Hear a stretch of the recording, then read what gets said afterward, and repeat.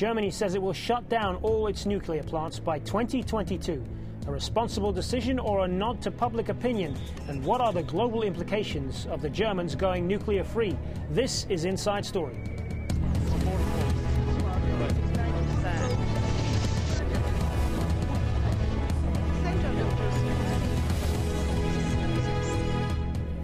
Hello, a warm welcome to the program. I'm Hazem Seeker. Germany says it will phase out all of its nuclear power plants by 2022, vowing to immediately close 7 of its oldest reactors. They were already subject to a moratorium, but the plan now is for 6 more to go offline by 2021 at the latest, and the 3 newest a year later. Now, that decision followed hours of negotiations among members of Chancellor Angela Merkel's coalition government. The work of the Ethics Commission has shown that our energy system has to be fundamentally changed and can be fundamentally changed. We want the electricity of the future to be safer and, at the same time, reliable and economical. So that means, of course, that attention must now turn to increasing sources of renewable power like wind energy. Nick Spicer takes a look at that. In the past decade, metal forests have sprouted across the windier parts of Germany, in long rows looming over farmers' fields, even rising from the sea. These ones cost $2 million each and can generate electricity for 6,000 homes. Now, as Germany moves to abandon nuclear power, the wind farms, once seen as an experiment, look more and more like the future. Well, at the moment, Germany is one of the leading wind generating countries in the world with around 27,000 megawatts of installed capacity. They started earlier than most countries and they've benefited from that early start by being able to install a huge amount of capacity in a relatively short period. Wind turbines provide around 15% of Germany's electricity, but they bring problems of their own. Sometimes Mother Nature doesn't cooperate, there's not a lot of wind and therefore not a lot of energy. Then you have to move all of that electricity down to the south and west of Germany, hundreds of kilometers away, where all of the big factories are located. The Porsche and Mercedes factories, for instance, are in the south, and they can't just stop because there's no wind, which is why the electrical grid is fed by an energy mix of wind, nuclear, coal, and so on. So there's a recognition, even among leading Green Party politicians, that going to wind power will take time. If the expansion of renewables makes progress, and if the supporting infrastructure is put in place, Germany still won't be completely reliant on renewable energy until 2040. The control room of an offshore wind farm. Remote control cameras show everything.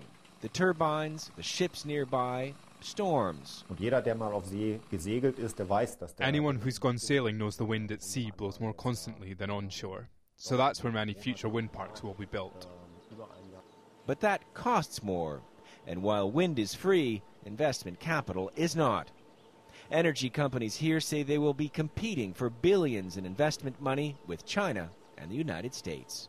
Nick Spicer, Al Jazeera, Berlin. Well, joining us now to talk more about this are our 3 guests. In Berlin, Miranda Schroyers. She's the director of the Environmental Policy Research Center and was appointed by Chancellor Merkel to the government's Ethics Commission dealing with issues of safety and the supply of energy. In Tokyo, we have Gerhard Fussell, Chief Executive Officer of Eurotechnology Japan, and in Oxford, Chris Goodall, author of the book 10 Technologies to Fix Energy and Climate. Well, welcome to all 3 of you for taking part in the programme. Miranda Schroyers, if I could start with you in Berlin, because I understand you were actually on the Ethics Commission that was involved in this decision. As I'm sure you know as well, a lot of people are saying that this was a very ambitious decision on the part of Germany. So I'm interested to know what was really behind it, and is it realistic at this point? Well, I think that the Fukushima nuclear accident had a big impact here in Germany. Germany has had a long problem with nuclear energy ever since the Chernobyl nuclear accident. There's been a lot of concern here about the risks associated with nuclear energy. And the Fukushima nuclear accidents heightened that level of concern. And it made the German public start to question whether or not it really makes sense to keep the nuclear power plants that the country has.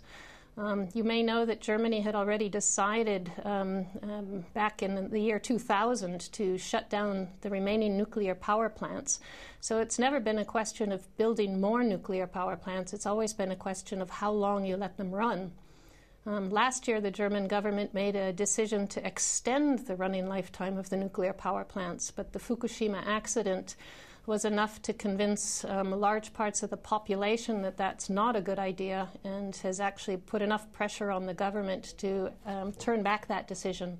And now we're looking at shutting down the last nuclear power plant by 2021 or 2022 at the latest. Indeed, it was quite a U-turn by the German government in coming to this decision, because, as you rightly say, the events in Japan certainly helped to turn the public mood against nuclear energy. But I'm interested to know, did that perhaps influence their decision a little too much? I mean, I know you're not a politician, but do you think perhaps that Angela Merkel was thinking about the politics of all this and the public mood, and that perhaps might have clouded the judgment in looking at the realistic targets here, because the time frame a lot of people are saying is unrealistic, and those how much energy comes from nuclear power and how much of it comes from renewable sources, none of that has changed in the last few weeks. Yes, that's true, but Germany actually produces more electricity than it needs. Right now, not only 7 of the oldest nuclear power plants, but an additional 8th power plant are off the grid. So Germany has 17 nuclear power plants, but actually only 9 have been operating. And of those 9, a further 5 were off the grid last week. So only 4 of the nuclear power plants were in operation. And there have been no problems with stability here in terms of the electricity output. Of course, it's summertime, so electricity demand is a little bit lower than in the winter. In the winter, it might be a little bit more difficult, but there will be 9 nuclear power plants operating at that point in time. And Germany has the ability to put another gas power plant online if it needs to. So the concerns about not having enough electricity are probably exaggerated. I think there's another part to this whole discussion which is also very important. Germany's been a leader in the development of renewable energies. And as long as the nuclear power plants are in operation, the development of more renewable energies is slowed down. As soon as you make the decision to shut down the last nuclear power plants, then it's a clear decision for businesses that their investment dollars or investment euros need to be going into other areas. So the expectation is that there's going to be a very big push in renewables in the coming years. And that, in fact, Germany could become a world leader, even more so a world leader in this area than it is right now.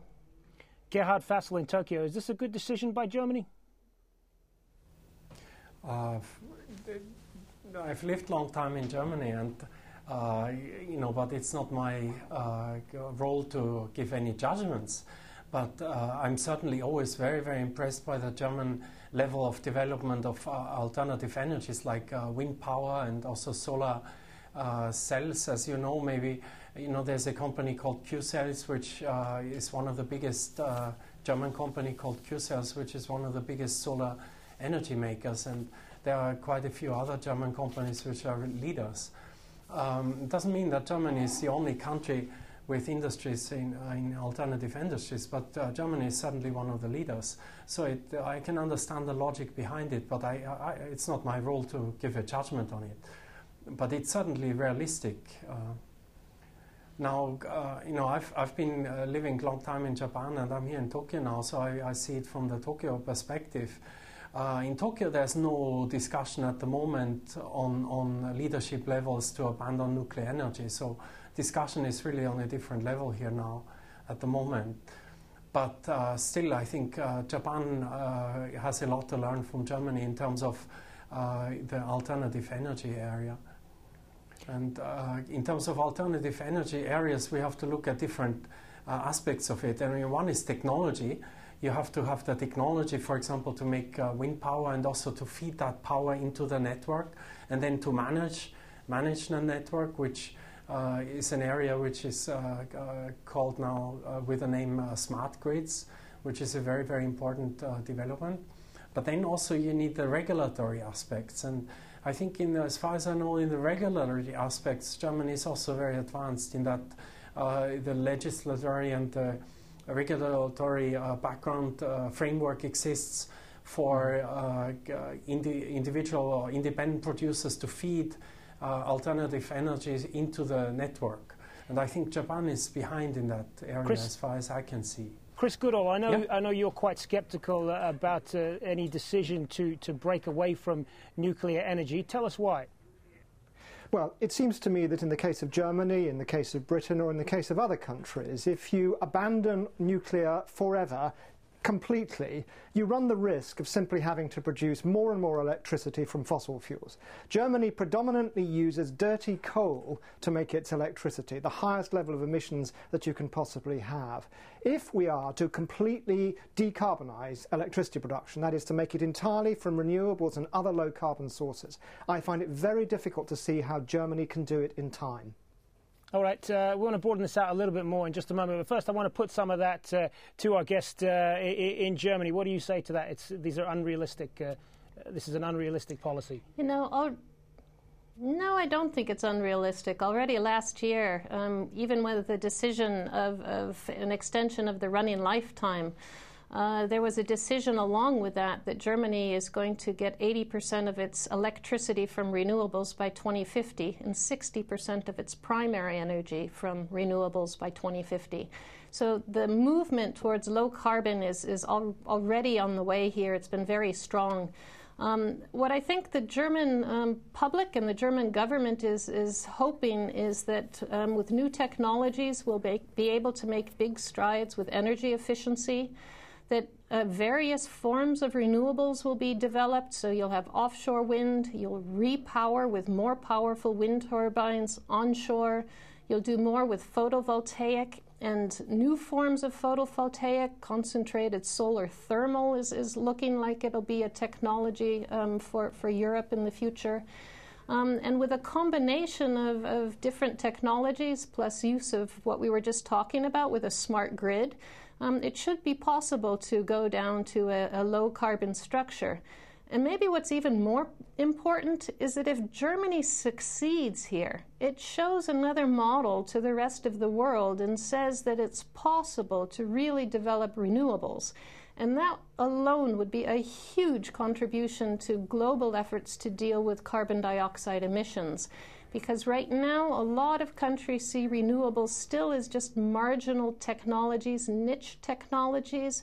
But if a big manufacturing country like Germany goes in the direction of heavy use of renewables, some natural gas, a lot of energy efficiency, then it says it's possible to go low carbon and to help the rest of the world by driving down the price of those renewables by investing in them here. Chris Goodall, I see you shaking your head there a little earlier. I know you want to respond to some of that.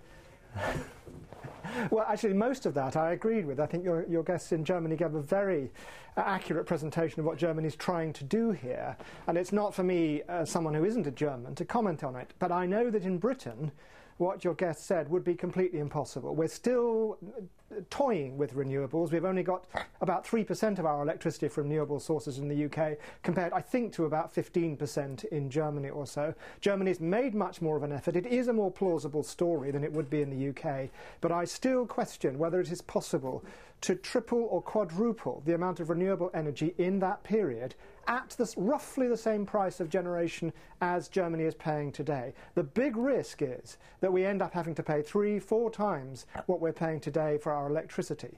The British government has decided that nuclear is the cheapest way of replacing carbonised fossil fuels for electricity generation. That means that electricity here won't be as expensive as it would be in Germany. So the risk for the German government is it's taking a decision which A, is very difficult to achieve, but B, will also substantially increase the price of electricity in Germany. Well, there was, of course, the nuclear disaster in Japan earlier this year that has sparked debate about the future of nuclear power. And we're going to get into some of the other nuclear disasters that have happened at nuclear power stations since the first one that was recorded in 1952 at Chalk River in Ontario, Canada. Of those, 6 happened in the US and 5 in Japan. The UK and Russia have had 3 apiece, and apart from the Fukushima disaster, which we were talking about earlier, these are the 5 most dangerous nuclear accidents. The first was, of course, the Chernobyl nuclear accident, widely regarded as the worst in the history of nuclear power. Before Fukushima, it was classified. It was the only one classified as a major accident at a level 7 disaster by the International Atomic Energy Agency. Now, the Soviet Union was also home to the second most disastrous nuclear accident at the Mayak nuclear power plant. The IAEA classified that event as a level 6 disaster. Then there was the Windscale fire of October 1957, Great Britain's worst nuclear accident. The IAEA classified that as a level 5 disaster. And in March 1979, the United States witnessed its most disastrous nuclear accident at the 3 Mile Island plant near Harrisburg, Pennsylvania, the state's capital. It was rated as a level 5. And finally, in September 1999, Japan saw its most disastrous nuclear accident in Toikamura, just outside of Tokyo. That was rated as a level 4 disaster. So quite a history there of nuclear accidents in the past, not something to be proud of. And I guess that must have spooked a lot of people around the world who are against nuclear power. But Miranda Schroyer, if I can turn back to you on this, isn't it going to make it substantially more difficult for Germany to reduce its emissions targets? You know, that was a real concern of our commission, that if you're arguing for a phase-out of nuclear energy that's faster than was planned before, how do you make sure that you don't end up increasing emissions in the process? And the expectation here is that if any new baseload electricity needs to be provided, that it'll be done primarily through natural gas. Germany also has a number of old coal-fired power plants, so there's also the possibility that you could shut the older ones down and put a newer one or two with higher efficiency online, although the downside of doing that is that once you build the plant, it's in operation for a long time. So I think here the expectation really is large-scale, society-wide development of renewables. That'll be small-scale in some communities that are already going 100% renewable, and it'll also be large-scale with big offshore wind parks, large photovoltaic farms, to try to bring large-scale renewables on to the grid as well. The biggest challenge for Germany in the coming years, though, is actually going to be developing the high-voltage grid structure that you need to support all of that. So there's going to be a big societal debate right now about how you build that new infrastructure. But I think what Germany is looking at here really is a way to modernize its own economy and to develop new technologies that are going to be demanded worldwide. So this is also being seen very much as an opportunity. It's not just being seen as something that's going to be expensive.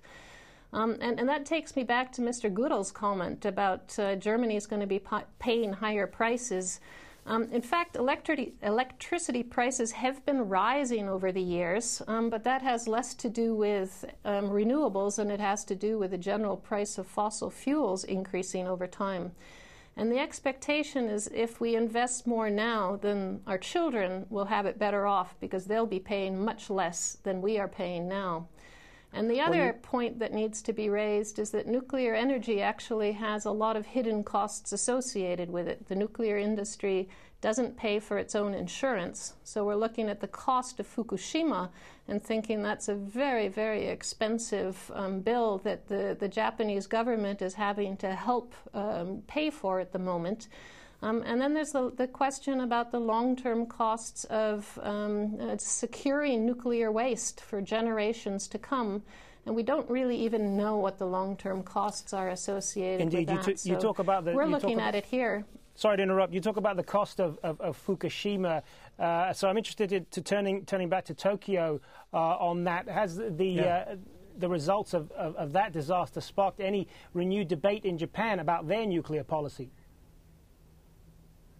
Of course it has. I mean, the energy policy in Japan is now completely under review, and that outcome is not clear at all yet.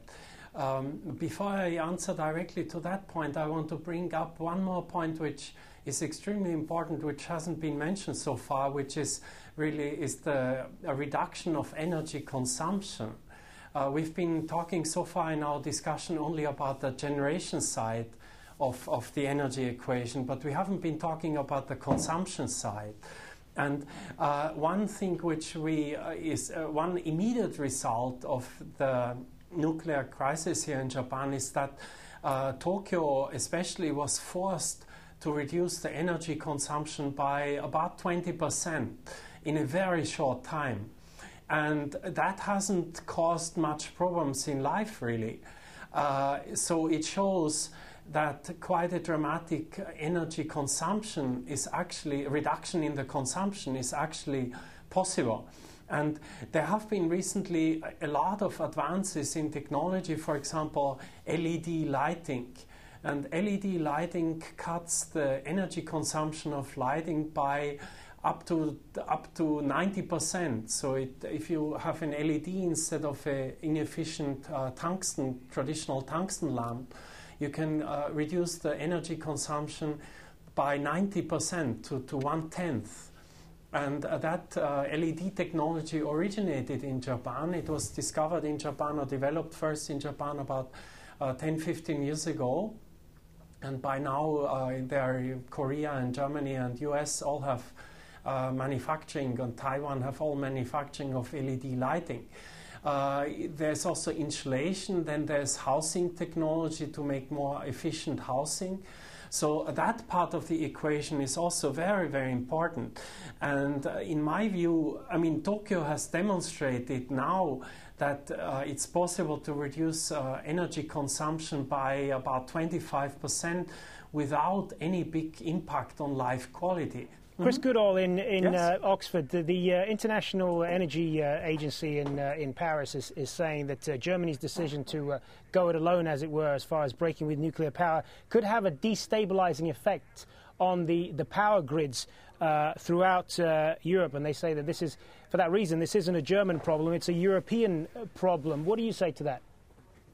Absolutely. The power grids of Northern Europe are reasonably well connected.